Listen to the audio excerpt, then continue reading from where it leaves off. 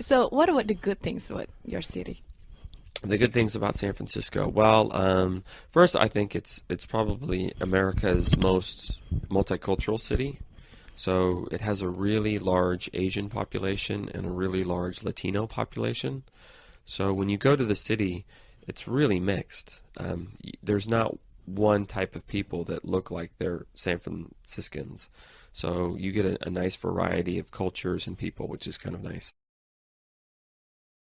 What about so you said that there are a lot of multicultural communities, so they respect each other. How they're Yeah, kind of actually, yeah, like. the San Francisco I think is a good example of everybody pretty much getting Mm, along.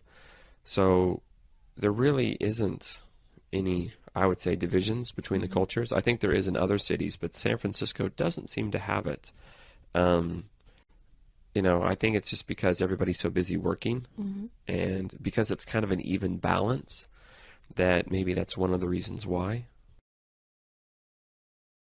Anything else? Any other good sides of your city? Well, I think one is San Francisco has amazing architecture. Mm-hmm. We have some of the best architecture probably in the U.S. We have many landmark buildings, Mm-hmm. Coit Tower, Transamerica Tower, Golden Gate Bridge. So that's one thing. And besides the architecture, I would say just the nature. So San Francisco is quite near nature, and there's lots of places that you can get to within 30, 40 minutes of the city center. For example, you can get to Muir Woods in about 30 minutes, and it's this beautiful, beautiful forest, and it's just amazing. Like when you go in the forest, it is just nature at its most perfect form, and that's only 30, 40 minutes from the city. So it's really nice. Wow, seems really beautiful. I would love to go there. Oh, you should go. For anybody going to America, I definitely recommend San Francisco. Uh, wow, any other good things? What about the food? The food is really good. Like other cities like New York, because we have so many cultures, you can Mm-hmm. get pretty much any type of food in the world. Even like all different types of African food Mm-hmm. and South American food, Asian food, of course, European food. So yeah, but it's a little expensive because the city's, like I said, it's expensive. Okay. Yeah. Okay. If you get a chance, you Uh-huh. should go. Yeah, I would love to. Okay, thank you very much. No problem, Leah. Thanks. Okay, Leah, you said that in your city, Jakarta, one thing that's not good is the pickpockets, Mm-hmm. right? Is there anything else that maybe is not so good about Jakarta? I would say the traffic jam is such a mess in Jakarta. Mm-hmm. Um, there are so many cars, so many other public transportation, but the road is still the same. So it's kind of difficult. And also, the behavior of the driver themselves is not that good. They don't follow the rules. They usually just pass the traffic light. So it's really bad, the traffic jam in Jakarta. So that's why a lot of people from come from the sides of the suburbs near Jakarta. Um, if they work in Jakarta in the downtown, so they have to wake up like 5 in the morning or 4 in the morning and go to the street and spend maybe 2 to 3 hours to reach their work or school. So traffic jam really such a waste of time in Wow, that's Jakarta. terrible. Yes, it's very terrible. So is the government trying to do anything like build more roads or build public transportation or? They try to solve it by that one type of bus, what I call with Transjakarta, but still there's Transjakarta is also controversial because some people said because that bus have special routes.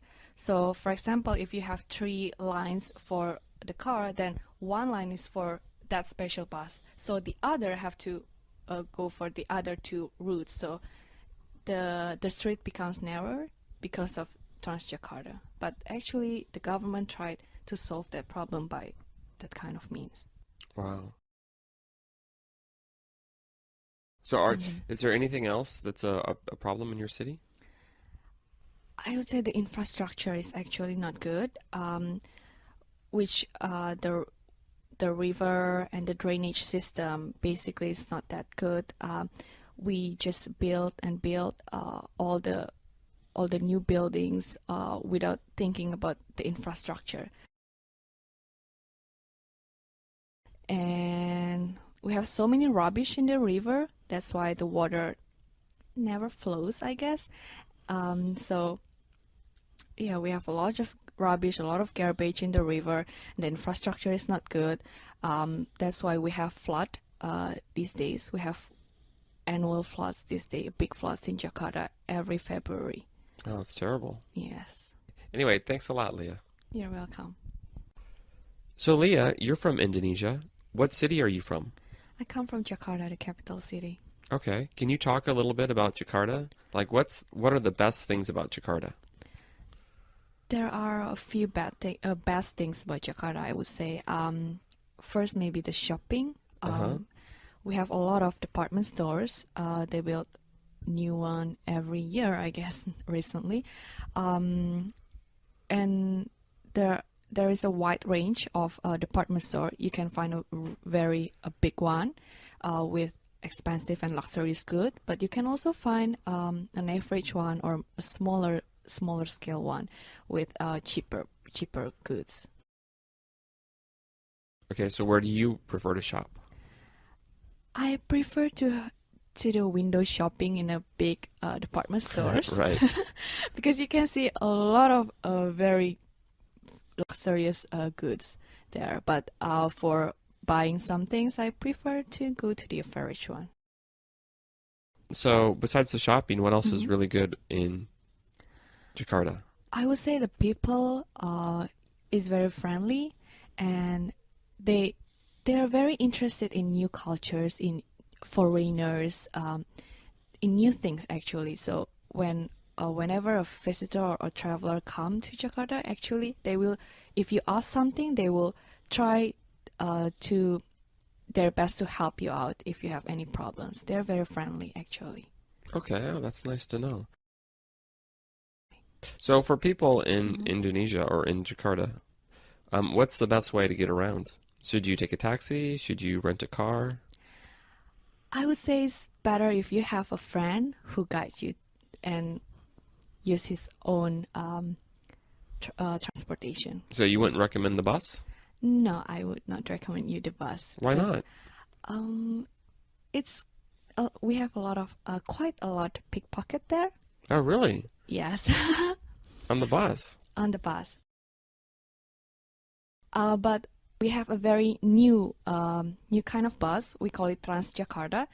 Only I would say that only that one is quite safe and it's quite convenient because that those buses have special routes, and because it's new, maybe it starts 2 or 3 years ago. So it's still new and it's quite good. But the other buses, they stop whenever they want, so it's quite not good. It's quite risky, and we have a lot of pickpockets.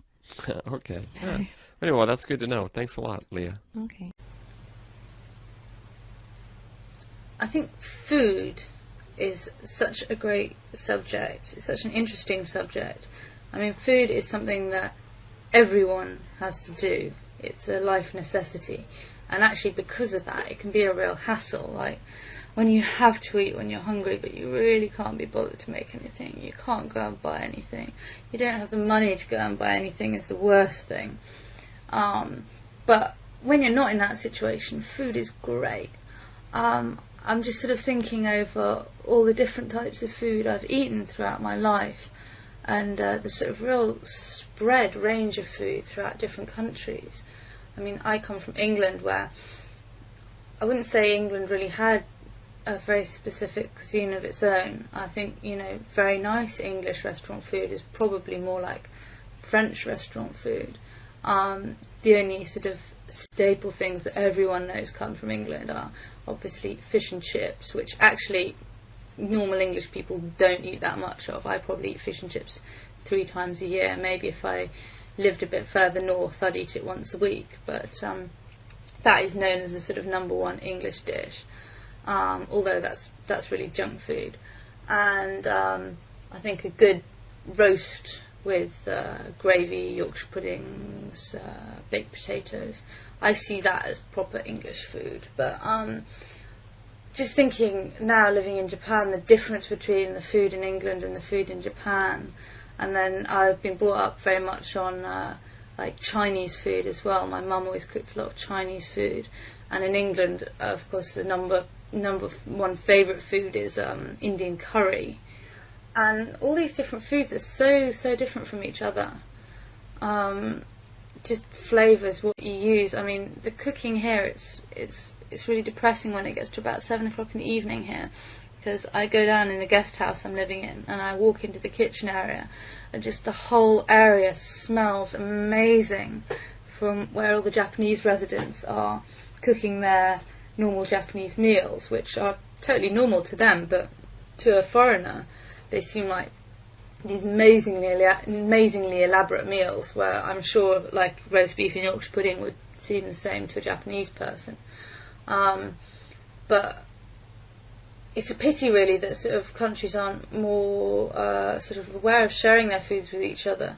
I mean, when I get back to England, I'm going to be in a whole load of trouble, because all the food I eat here, all the ingredients that I need, you can only get in Japan. They're specific Japanese vegetables, or in Asia at least. And I'm going to have to go to very specific supermarkets to get even half the stuff I want, and all the things like the nice vegetables I won't even be able to buy. I have a few main ambitions at the moment. I think the first and foremost one, seeing as I'm in Japan at the moment studying Japanese, would be to actually be able to speak the language. But I think that's a pretty far-fetched ambition at the moment, the rate I'm going. I think to actually learn this language properly, you'd have to live here and be studying for at least a year to get to know the language, and then another year to get fluent, get the speed up, get the slang in. So, I mean, that's, I think, one of my life ambitions, is to learn Japanese. I can't speak any other languages, so just to be able to speak another language would be amazing. I think English-speaking people have rather a sort of bad arrogance that everyone else speaks English, and so why bother to learn another language? It's not like people in other European countries where, like, from a very young age they learn English. They can speak English, maybe French, Spanish and Italian. And once you've got one language under your belt, it seems to be a lot easier to pick up other languages. So that's one of the things I'd like to do. My other main wish at the moment, which hopefully I'm going to turn into reality when I return home, is to actually get a job in the animation industry.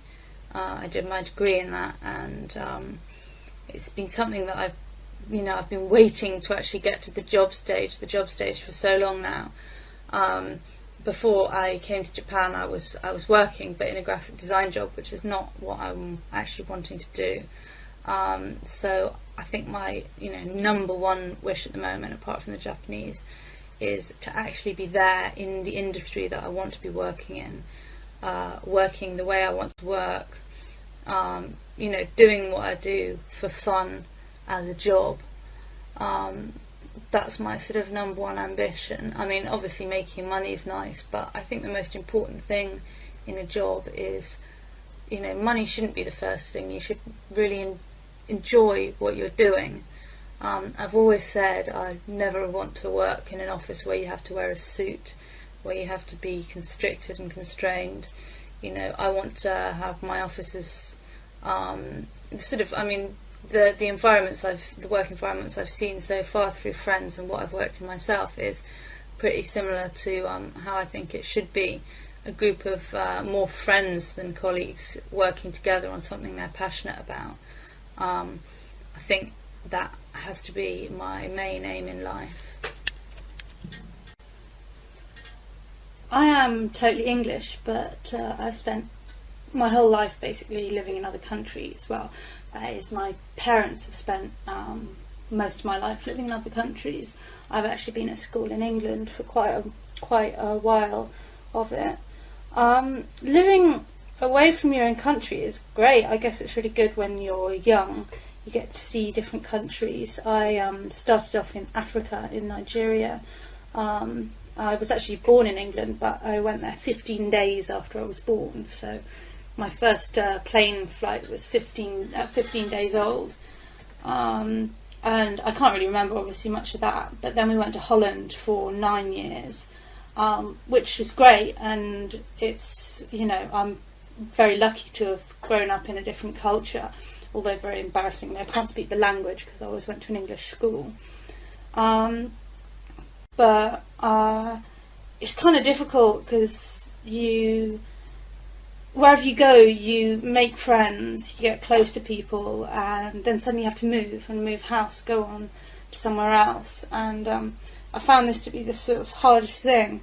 When I was 8, I went off to boarding school in England because my parents thought I'd get a better education that way than moving around to different schools all over the world.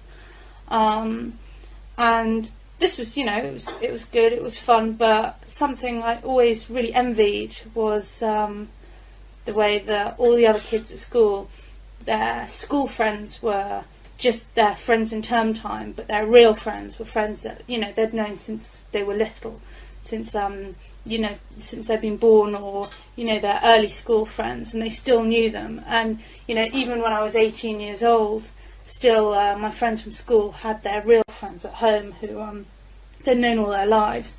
And I've kind of always envied that because we've always been moving around. And as I say, I'm very lucky. We've been in Holland, Scotland, and Africa, and I'm very lucky to have seen all these places, but it's kind of hard as well, not having a route, not having a place where you can actually call your home, somewhere to go back to at the end of the day, and have all your family and friends around you. Kawabe, can you explain the difference or compare Tokyo and Osaka? Tokyo and Osaka. Okay.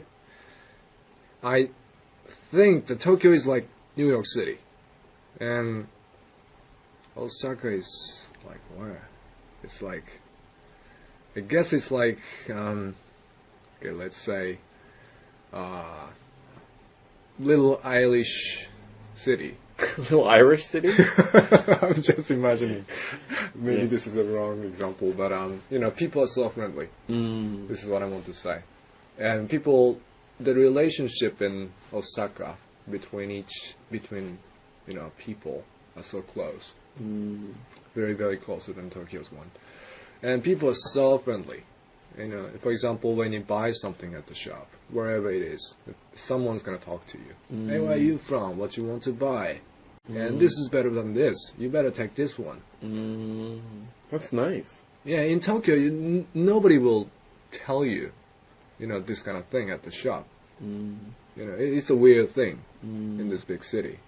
That is strange. Why do you think people are different in Tokyo than Osaka? They're only, people don't care each other in Tokyo. It's like New York City. Yeah. And there are too many people to deal with. Yeah. So in Osaka, it's a big city, but it's also at the same time it's like a huge village. That's a good point. Yeah. A huge and then village. In Tokyo, nobody speaks with dialect. But in Osaka, everybody speaks the same language. I mean, that Osaka dialect. That is why I think they are feeling some kind of tie, some kind of, Bond. Yeah. Yeah. Each other. So, and we call it Osaka Ben in Japanese, Osaka's dialect. And that way of talking is always like very funny. Always like, sometimes it's noisy, but it's lovely dialect. Everybody likes it. So the most of the famous comedian in Japan on any kind of TV show are from Osaka. In Japan, most of the famous comedians are always from Osaka. Wow. Yeah, so it's a big difference. Okay, simply character. In Tokyo, it's cold. The people are cool, stay cool. Yeah. Don't show your emotion. Yeah. Very much. You've got to be very, very decent, square. and you've got to act cool. This is what you have to be in Tokyo. But in Osaka, you just, anything goes. You can do whatever you want to do. You can be whoever you want to be. Yeah. And then, people are wild and free and cheerful, lovely, and then it looks like they are enjoying life, like an Italian. Like Italian, yes. I think this is a good example. It's like Moscow and Venezia. Moscow and Napoli, or North Korea, Pyongyang and Rome. Yeah. It's like this. Wow. People are so different. Interesting observation. Thanks, Kawabe. Welcome. Okay, Kawabe, can you explain pachinko? Foreigners don't understand pachinko. Okay. Explain pachinko. Yeah, because when we get off the train and we go home, we often walk past pachinko parlors. Yeah. Or in the morning, even It's worse. everywhere. And there's a big line of people waiting to get in. So we don't understand it. Like, why do people like pachinko? Okay, pachinko is one. It's a gamble. You pay a lot of money to play that. And if you win, you can get a lot of money back. And two, it's there's no two. There's only one. It's the gamble. That's it.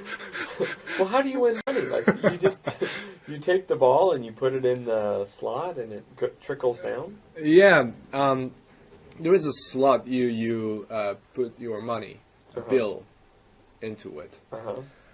And okay, let's say I go into the pachinko shop and I pick up one of the seat. And then, okay, I'll play with this. And I, take out my wallet and pick up 1,000 yen and put the bill into the slot. And then the machine gives you a certain amount of the, silver balls. And you play with it. What you do is just roll or touch the, Dial? Yeah, dial. And move 5 centimeters. That's it. Then what happens? And the silver balls go up to the top, and it comes down to the holes. And sometimes the balls get into the really nice holes. And then I don't know how they work exactly, but anyway, if you got a good hole, you got money. That's it. So that's too simple to enjoy. Yeah. That is why you never see people smiling in front of the pachinko. Everybody's making grimace. Yeah. In front of the pachinko machine. Have you ever seen people smiling? No, I've never been in a pachinko parlor. I just walk by. They just sit in the machine and just staring at one place and spend 20, 30 minutes. Wow. And when your money's gone, it's the time to, stand up. Wow. Have you ever played? Many times. Why not? Many times. That's cool.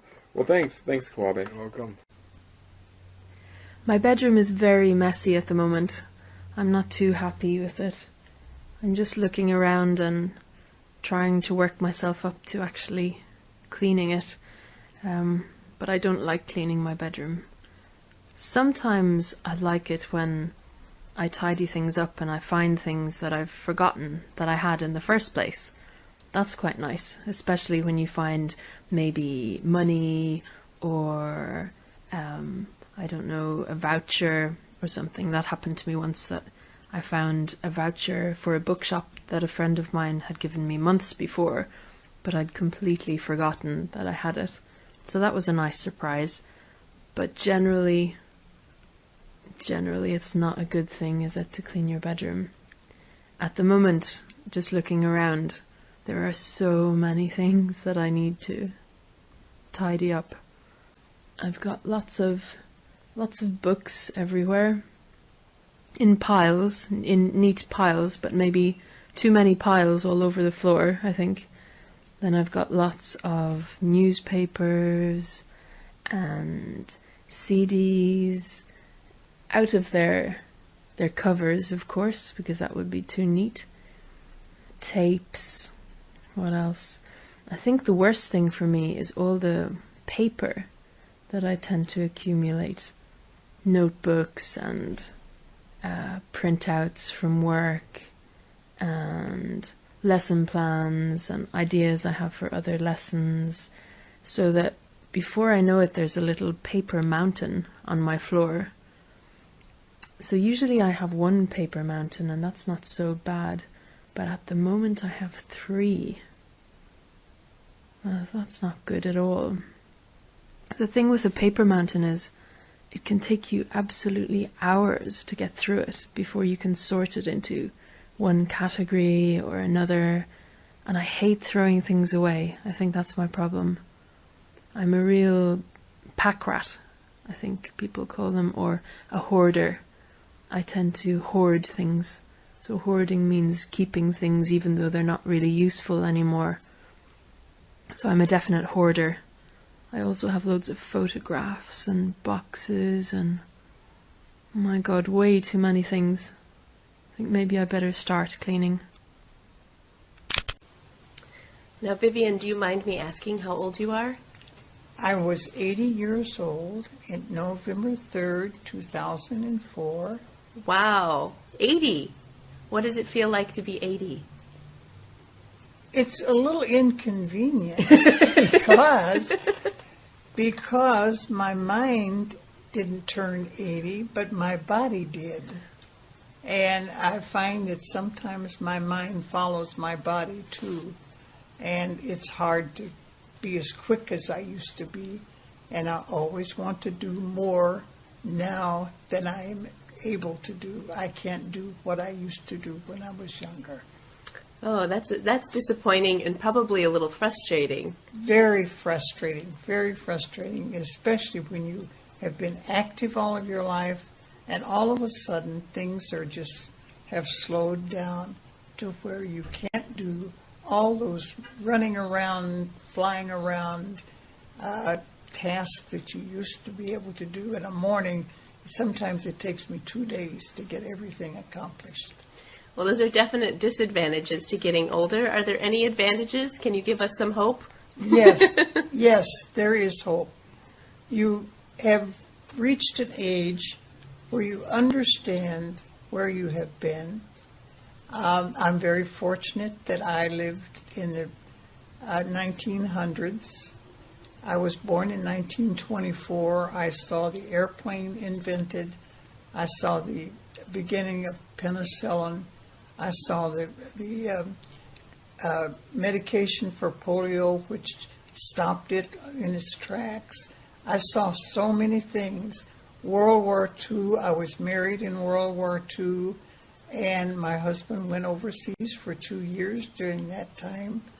And my first 2 years of marriage was by letters. So it's a good time. 80, you look back on all those things and you're glad to be part of it, and you begin to understand the changes that are taking place just as they took place when you were young. But you don't come to that realization until you become old. You don't become wiser, you just become more knowledgeable. Well, that doesn't sound so bad. So, Vivian, you have grandchildren. I have 2 lovely granddaughters. What's it like being a grandma? It is a second chance on life because when you're raising children as a young person, you get caught up in the daily world. But with grandchildren, it's all fun. I don't have to do this or I don't have to do that. And when I get tired, I can send them home to their parents. Ah, right. That's the best part, right? So, what else is different about being a mother versus being a grandmother? Being a mother, you are totally responsible for your child. You are trying to raise them the best you know how to raise them, and you're young, and everything that you do, you know that will be picked up by your child. But when you have grandchildren, that duty is up to their parents, so I don't feel that I have to really teach them anything. I have to continue the teaching of their parents. Ah, so you get to do all the fun stuff now that you're a grandma. Yes, it really is fun. They take you by the hand and take you to the store and point out everything in the world that mom and dad will not give them. And it really costs you a lot of money sometimes, unless you do put your foot down and say no. So being a grandma is more expensive than being a parent? Absolutely, but it's a lot more fun because at this stage of life you have a little bit more money than you had when you were raising your child. I see. That's great. So we just had Christmas, and I see your knitting bag is out. Did you knit anything for anyone for Christmas? I started to knit for my granddaughters, but time caught up with me, and I was making for them a poncho, which consisted of two pieces, two oblong pieces, which I will put together and make a poncho. Oh, that sounds pretty, I think. But what will it look like when it's finished? Can you describe it? A poncho is sort of like a shawl, only it is closed. You can wear it like a sweater. You pull it over your head, but you don't have any arms. You just have the shawl effect. Oh, I've seen those. Those are actually quite popular now. So what colors did you make? I made a mixture of sand colors that's tan and browns and darker browns, sort of a mixture. It's a nice, pretty, soft yarn in the same colors. It just blends in. Oh, it sounds great. I'm sure your granddaughter will love that. What else did you start to make? Well, I wanted to make also, I bought some ponchos and I started to put an edging around them, but with crocheting, but it didn't look right. What's crocheting?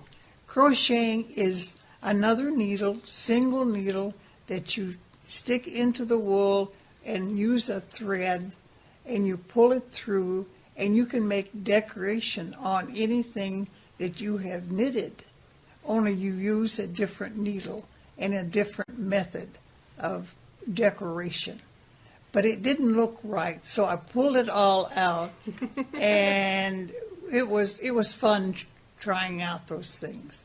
So when will you finish all of these projects, do you think? Do you have a deadline? Yes, I do, very shortly. I'm almost through with one for my one granddaughter, and I have the yarn for the next granddaughter. And then if I have enough time, hopefully I will have one for their mother. I'm sure they'll love that. Thanks. I understand you recently rode a train from Milwaukee to Minneapolis. Was this the first time you ever rode a train? No, I have been on a train many times as a young person, but recently, in the past 3 or 4 years, I have ridden the train again several times. There was a period of time in my life that I did not ride the train, and I thoroughly enjoyed every minute of it. How is it different riding the train now than it was back when you were younger? When I was younger, they had a different set of trained people. Back then, you weren't served meals at your seat. You had, if they had a dining car, you could go into the dining car and eat. But some trains, especially on short distances, like when I lived in Chaffee, Missouri, it was halfway between Memphis and St. Louis. Those were short routes and they did not have dining cars. On this trip that we just got back from yesterday, we were in the lower car because it's a handicapped car. My sister is handicapped, and they brought us a menu, and they brought us a full dinner, including salad and dessert and coffee or tea, whatever we would like to drink. How is the food on the train? Is it better than plain food? Oh, much better, much better. It was just fixed. The chefs did a fantastic job, and I understand that it is cooked on the train. It may not be all cooked on the train, but it certainly is prepared, and the salads are prepared on the train so that you don't get these packaged food tastes. Oh, that sounds fun, though. Oh, it was great fun. We enjoyed every minute of it. Good. I got a parcel in the post this morning. I was really excited because I love getting parcels in the post. I love getting letters too, but I don't know, there's something special about a parcel, especially when you don't know what's going to be inside it. So I opened the parcel this morning, and there, just in time for Christmas and everything, is a big, huge thing of Toblerone chocolates, which I love, and also a 6-pack of Tato's cheese and onion crisps. Now, Tato's is an Irish company, so it's an Irish brand name, and these crisps, or potato chips, maybe as other countries call them, these crisps are absolutely the best crisps in the world. There is no competition. I think if you ask any Irish person, they'll tell you the same thing. So they're quite a strong flavour, I think, but really cheesy. But it's funny because I don't usually like crisps. I'm not a big crisp fan. But these cheese and onion Tato's, I've just finished the first packet, and it really makes me feel closer to home. Like I said to my friends, oh, this is the taste of home. They're so good. You should really try some. Mickey, where did you go to university? I went to university in California at a school called University of California at Berkeley. Mm-hmm. And where is that in California? It's in the Bay Area, which is in the northern half of California, right across the bay from San Francisco. Okay. And what did you study? I studied many things, but I majored in Japanese. Oh, really? I did. Oh, wow. Now, you are of Japanese ancestry? My mother is. My father is from Kansas. Oh, really? Okay. His family's from the South, Kansas, Arkansas, Texas. My mother's from Japan. She grew up in Nagasaki and moved to Yokohama when she was young, so most of my family is there. Yokohama and the South. Oh, wow. What a combo. Yeah, I guess so, yeah. Now, were you already fluent in Japanese before you started university? I was, but it wasn't a standard Japanese. It was very familial. It was Japanese that's spoken within the family between parent and child. Yeah. And so it was very casual and conversational. Okay. So. Is it difficult for you to comprehend people sometimes in Japan, or is it just like home? Oh, it's absolutely difficult because well, first of all, they're dialects, and then, of course, there are different levels of politeness and conversationality, I guess. And especially once I get into a classroom with other professors and other students, colleagues my age, it's quite difficult to follow their language. But if it's street talk, it's much easier. Really? Yeah. Okay. Yeah. So at university, did you study just to learn Japanese as a language, or did you study literature? I'll be honest. I studied to get an easy degree, and frankly, it was quite easy. But then I had a very good professor in classical Japanese, and that's when my interest in literature and history actually was born, and I ended up becoming a researcher in medieval history, medieval literature. Wow. That must be really difficult, though, because it's old style of language. It's an old text. Yes. Like Shakespeare is difficult for me. That's actually an interesting comparison, because Shakespeare is actually just a little bit easier for us modern Americans to comprehend than classical Japanese is for a modern Japanese person to comprehend, because the language actually, Shakespearean English is actually much closer to modern English than classical Japanese is to modern Japanese. But it's not spoken, so if one has a dictionary, then one can do research. All right. Well, thanks a lot, Nikki. You're welcome.